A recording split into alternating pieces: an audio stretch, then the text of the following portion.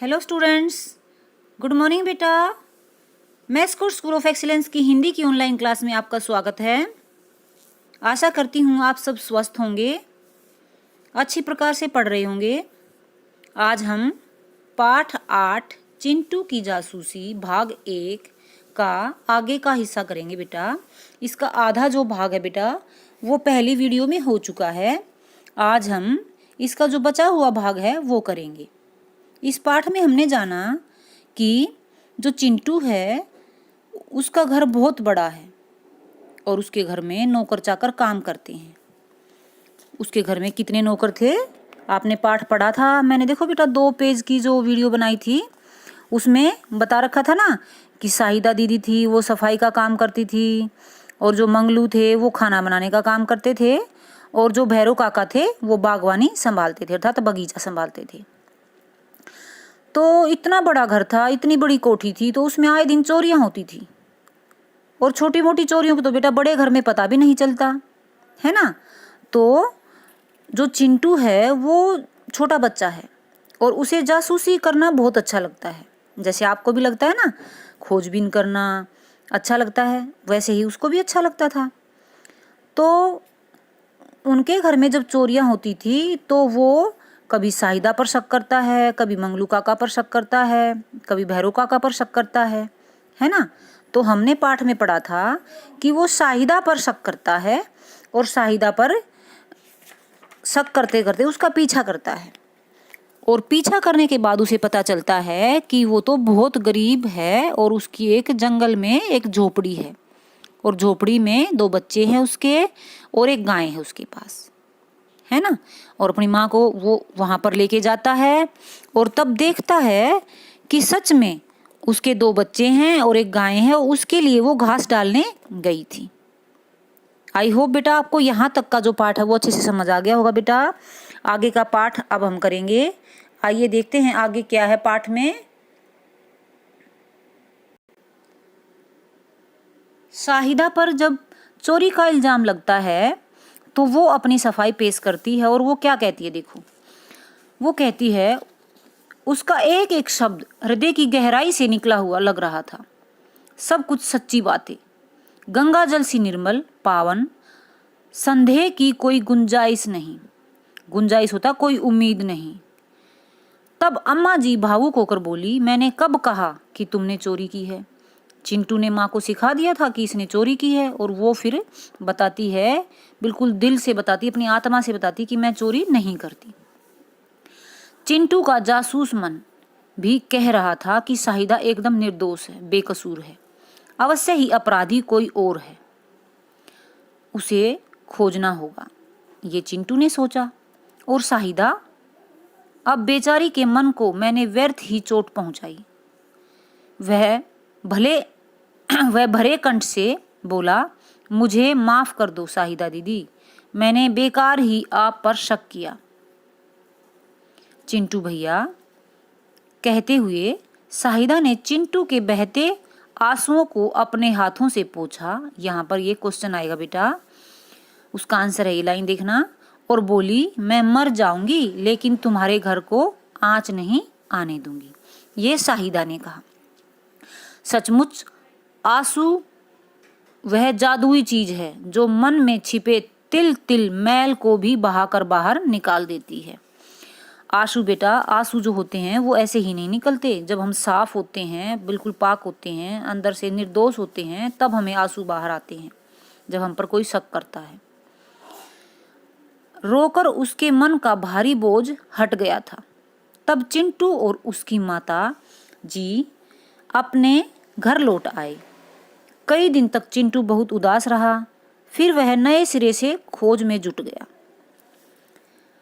उसने माली भैरव काका की निगरानी की। निगरानी क्या होता बेटा? उनका पीछा किया, उनकी जासूसी की। लेकिन वक्त बर्बाद ही हुआ। इनकी कोई भी हरकत ऐसी नहीं थी, किसकी? भैरव काका की, कि जिस पर तनिक होता जरा भी, थोड़ा सा भी संदेह किया जा सके। मंगलू खाना बहुत अच्छा बनाता था। अब भैरव से तो शक हट गया बिल्कुल चिंटू का। अब मंगलू को देखो क्या सोचते हैं मंगलू के बारे में। मंगलू काका जो थे वो खाना बनाते थे, रसोइया थे। सब लोग इसके बनाए हुए खाने की दिल खोलकर तारीफ करते थे। यह बड़ा मिलनसार हंसमुख, यहाँ से भी बेटा प्रश्न है आपका कि उनका जो व्यवहार कैसा था और उनकी वेशभूषा कैसी थी। यह बड़ा मिलनसार हंसमुख व मस्त था। लंबी लंबी मूछें रखता, कुर्ता पजामा पहनता था। सिर पर साफा बांधने का इसे शौक था। इस पर भी शक की कोई संभावना नहीं लगती थी। 10-15 दिन बाद फिर चोरी हुई। घर में बेटा फिर चोरी हुई। इस बार चोर ने माताजी के कमरे से उनके सोने के कंगन गायब कर दिए थे। अब की बार तो बड़ी चोरी हो गई बेटा। घर में खूब तलाश हुई। पुलिस ने भी अपनी खानापूरी की। खानापूरी समझते हो, यानी कि फॉर्मेलिटी, औपचारिकता, बस ये आके चेक करने की। लेकिन परिणाम रहा शून्य। चिंटू मामले की छानबीन करने लगा। शाहिदा और मंगलू से पूछताछ की। मंगलू ने जो बात बताई उससे चिंटू की आंखें चमक उठी। उसे लगा कि चोर इस बार उसकी गिरफ्त में जरूर आ जाएगा। बात यह थी कि इधर कंगन चोरी हुए, उधर भैरव माली 15 दिन की छुट्टी पर अपने गांव चले गए। मंगलू ने संदेह प्रकट किया कि वही कंगन लेकर चंपत हो गया है। मंगलू ने कहा, जो मंगलू कौन था, रसोइया था जो, उसने कहा कि जरूर कौन भैरव जो है वो कंगन लेके चला गया है। अब सबको विश्वास हो गया कि भैरव ही असली चोर है। पुलिस भैरव के गांव पहुंचकर छापा मारने की तैयारी कर रही थी कि भैरव वापस लौट आया। जल्दी लौटने का कारण पूछा, क्योंकि वो तो 15 दिन के लिए गया था। पूछा तो उसने बताया कि बगीचे के पौधे गर्मी में सूख न जाएं, इसलिए वह जल्दी लौट आया। अर्थात वो अपने काम के प्रति जागरूक था, सचेत था, निष्ठावान था। पुलिस ने भैरव को अपनी गिरफ्त में ले लिया। शक के बिना पर, शक संदेह जो था उसके ऊपर।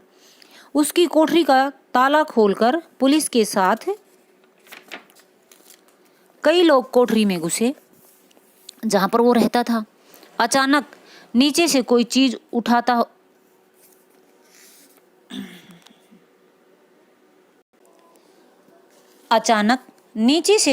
उठाता हुआ मंगलू चिल्लाया, ये मारा।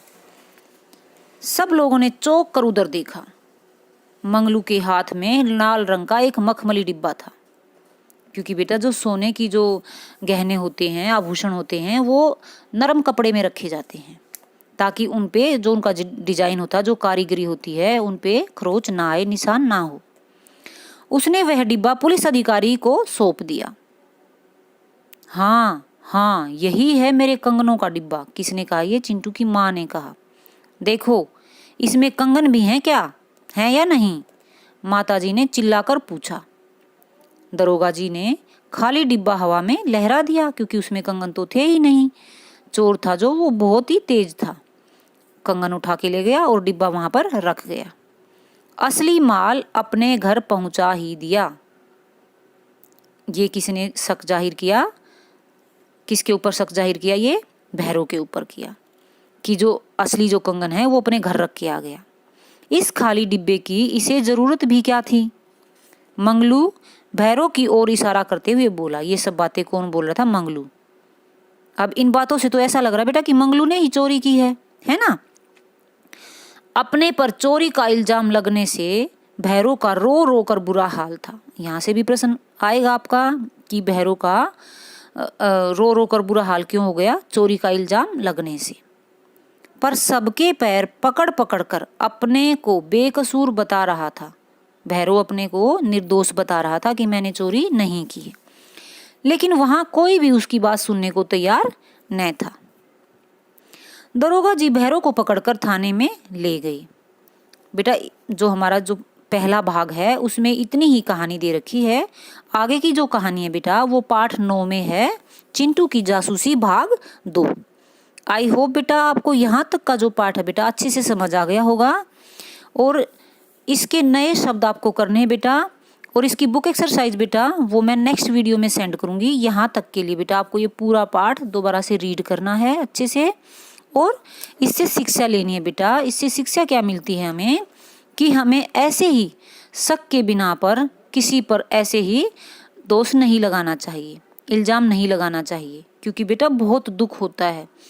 कोई बंदा इतना ईमानदारी से काम करता है और उस ईमानदार बंदे पर जब हम शक करते हैं, इल्ज़ाम लगाते हैं, तो उसे बहुत दुख होता है और वो अपनी ईमानदारी को भी कोसता है कि मैंने इतनी निष्ठा से यहाँ पर काम किया और आज मुझे ये चोरी का इल्ज़ाम लगा रहे हैं, मुझे दोष दे रहे हैं कि मैंने बुरा काम किया है ना बेटा।